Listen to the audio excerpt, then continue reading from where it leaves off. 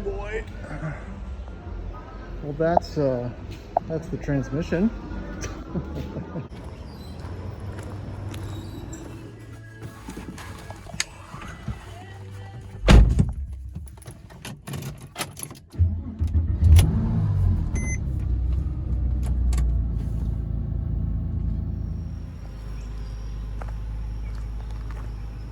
All right, welcome back to the Addicted Motors YouTube channel. That's enough interesting shots of my 911. But I'm pretty excited. Today is a huge day, I feel, in my automotive journey with this car. So today marks the day that I'm bringing it to sports car workshops to have the IMS looked at. And this is a preventative measure that is 3 or 4 years in the making. When I purchased the car, it was under the impression that the motor had already been replaced due to an RMS issue in 2013. But we're going to see once we pull the transmission if the motor had been replaced and if it is a single row or double row bearing in there, if it's serviceable or non-serviceable, and if it is, we're going to go ahead and get it replaced. All right, so I'm going to take off, head over to Sports Car Workshops to drop it off. Again, 31,000 miles on the clock. Which really means there's only 22,000 miles on the motor. And again, I just don't know what the status of it is. It has no symptoms of any type of RMS, IMS issues. But again, I don't like the not knowing part, especially when the motor was replaced 2013. That's way after the lifespan of the 997. So we'll find out whether the motor was replaced, rebuilt, who knows. But this is every Porsche guy's, I wouldn't say nightmare, but it feels good to finally go ahead and do this. It's peace of mind only. We want to go do with the self-oiling, the solution, not just replacing the bearing. So I've also got some while you're in there's in the car as well. I got some coil packs, some plugs. So let's take off, drop her off, and this will be an ongoing video. Again, it's not gonna all happen in one day. They have to go, look at the car, pull the transmission, send out the oil testing to see if it's even eligible. So this is gonna drag on. But if you're a Porsche guy and you're a 997 guy in particular, and these are the things that keep you up at night, you're gonna want to stay tuned to this series. I hope it's gonna be good. And let's get out of here. Oof. Yeah, I'm not sure what it's like to drop a loved one off at the hospital for an invasive surgery or something like that, but this feels a little bit like that. And here we go.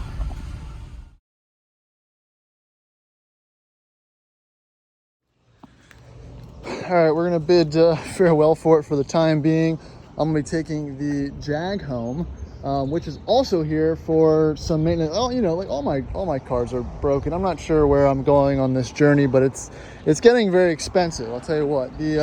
I finally realized that the rear shocks on this thing are completely shot, and they need to be replaced. The front ones too. This is a Cat's dynamic damper car. It has that equipped.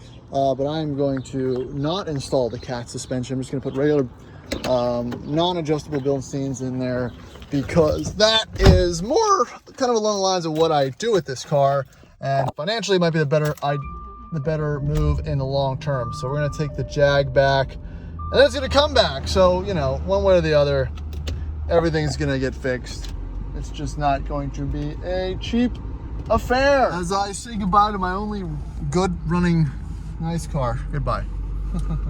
So we'll find out. Yeah, this will be a couple part video. I'll update it once we get some more information on what's going on with the car, and wrap the video up. All right, so the linear part of these videos isn't gonna line up, but I'm on my way back to the shop to check out the Porsche, which apparently they've already started on. I think they have the transmission out, and they've already talked me into putting a new clutch in it. Not that it needs it, but it's going to be much cheaper to do since it's already going to be out. So we're going to go check with the guys and see where we're at. Again, it's only the preliminary test phase to see if the motor and everything is actually viable. So if it's not, I'll delete this video and nobody will know. Win-win. Oh boy. Well, that's the transmission. I haven't been under this car in years, so this is a first for me. I just walked in, so I'm very interested to see what we got going on in here. And there she is. And it looks good. I'm not an expert at what I'm looking at, but I know that's the IMS bearing, and it looks okay as far as shit goes. I'll have to talk to the guys and see what their take is on it. So let's just check out the rest of the underbody though. Pretty good.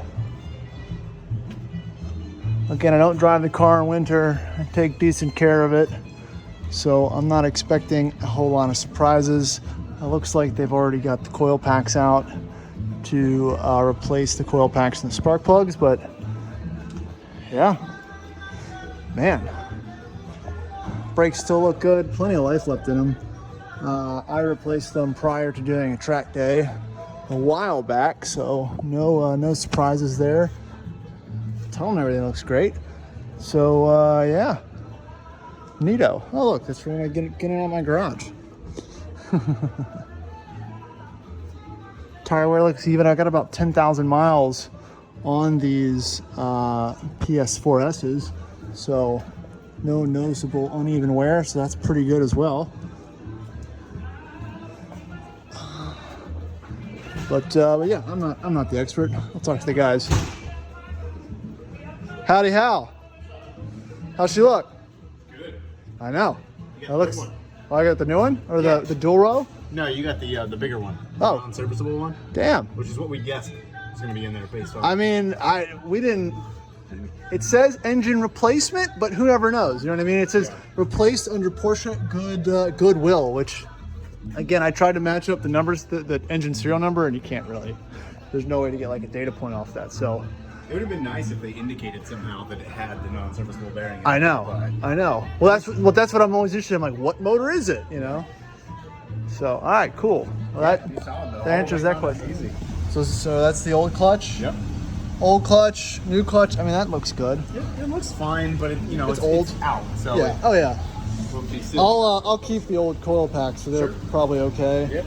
Oil's dark. Again, I haven't changed it in probably a year and a half, so it's due for a change. A couple very small chunks in the filter, but I wouldn't even call them junk. now, yeah. Again, if you want to get like Porsche paranoid, but I'm not. So, but everything else looks pretty clean. I bought these a while ago, so those are supplied. But you know, it looks like we've got the bigger bearing in there, so it has been upgraded from the motor replacement or rebuild.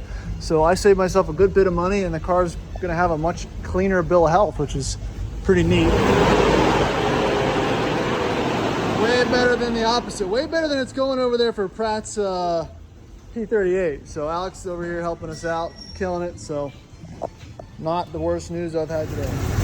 So we're back with Pratt's Project 4-liter disco that has a misfire, if you can't tell. And Tyler's been over here trying to diag what the issue is, but if you can see the motor, it's visibly shaking. But at least it's starting. He bought this as a project and now has become a shop project, as such things do. So a lot of exhaust. I'm assuming it's running very rich.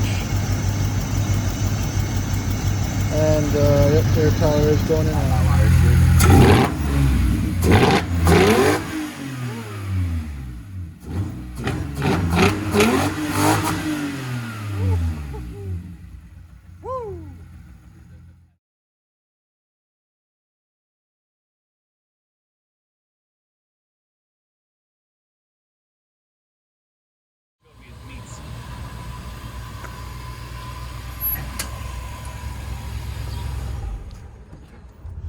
All right, so it's the following week, and I'm going to go pick up the Porsche. So to sum it up, you know, a lot of people would kind of give me shit because I just paid a bunch of labor to remove the transmission to inspect a IMS bearing that I had an assumption, I had a feeling that it was upgraded, but it wasn't confirmed. But I don't think that was money that was unjustified or spent poorly. We confirmed that my IMS is good. We also replaced the clutch while you're in there, as coil packs and plugs as well. Did an oil change, obviously, and I'm going to drop the Jag off, because as you can hear, it is broken. So it's not really a lose-lose situation, and the car looked great on the underside. I got the kind of the pictures that I needed to confirm that it's good, and that's good peace of mind. So let's check it out. Woo.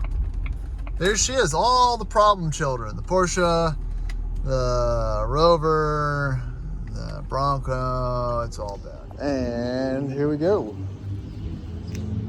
So car looks great.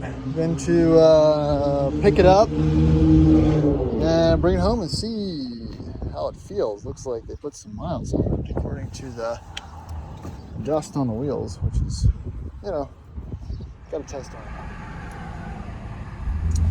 So, how does it feel?